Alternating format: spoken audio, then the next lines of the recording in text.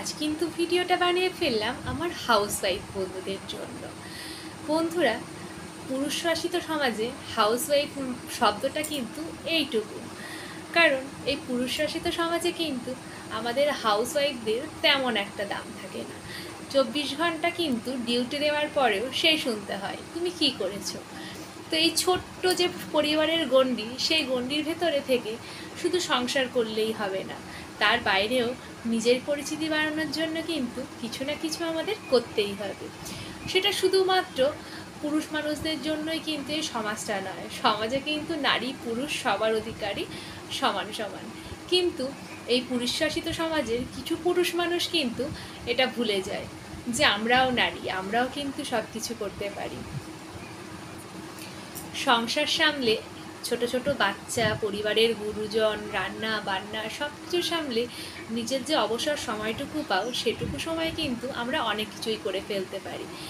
অযথা শুধুমাত্র বাইরে না বেরিয়েও কিন্তু ঘরে বসে অনেক কাজ করা যায়। যেমন অনেকে সোশ্যাল মিডিয়ায় কাজ করে, অনেকে ভালো রান্না করে, সেই রান্না নিয়েই কিছু একটা করে, অনেকে হয়তো ভালো হাতের কাজ জানে, সেটা নিয়েই অনেকে অনেক কিছু করে। তো এইভাবেই কিন্তু আমরা আমাদের সময়ের ফাঁকে অনেক কিছুই করে ফেলতে পারি। কারণ সবসময় মনে রাখতে হবে যে তুমি যদি একটু কাঁদো, তোমার যদি একটু দুঃখ হয়, কোনো কিছু হয়, সেটা কিন্তু মেটানোর জন্য কেউ থাকবে না। তাই নিজের দুঃখ, নিজের কষ্ট, নিজের হাসি সব কিছুই নিজেকেই মেনে নিতে হবে, নিজেকেই নিজের বন্ধু বানিয়ে নিতে হবে। না হলে তোমার দিনের শেষে তুমি সবার খোঁজ নেবে, কিন্তু দেখবে তোমার খোঁজ নেওয়ার মানুষটা খুবই কম পাবে। তোমার ভালো গুণগুলোর কদর করার লোক তুমি বেশি পাবে না, কিন্তু তোমার একটু যদি কোনো খুঁত থাকে ভেতরে, সেটা নিয়ে সমালোচনা করার মানুষের কিন্তু আজকালকার বর্তমান সমাজে খুব একটা বেশি অভাব হয় না। পাড়া প্রতিবেশী সহ কিছু মানুষদের দেখবে তোমার ভালো জিনিসটার থেকে তোমার খারাপ জিনিসটার বিষয়ে বেশি আগ্রহ। তোমার বাড়িতে কোনো সমস্যা হয়েছে, সেটার দিকে তার কিন্তু বেশি আগ্রহ। দেখবে তারা কিন্তু উকিঝুঁকি বেশিই মারে, কিন্তু তোমার জীবনে কোনো ভালো জিনিস হয়েছে, সেটা নিয়েও তাদের একটা সমস্যা আছে, কেন তোমার সঙ্গে এই ভালো জিনিসটা হলো।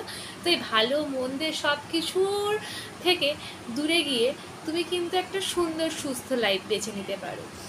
নিজের পায়ে প্রতিষ্ঠিত হয়ে যে যেমন কাজ পারো সেটাই করো না। কারণ তুমি একবেলা না খেয়ে থাকলে আদতে তোমাকে খাবানোর লোক কিন্তু কেউ থাকবে না। দেখবে সমালোচনা করার লোক কিন্তু অভাব হবে না।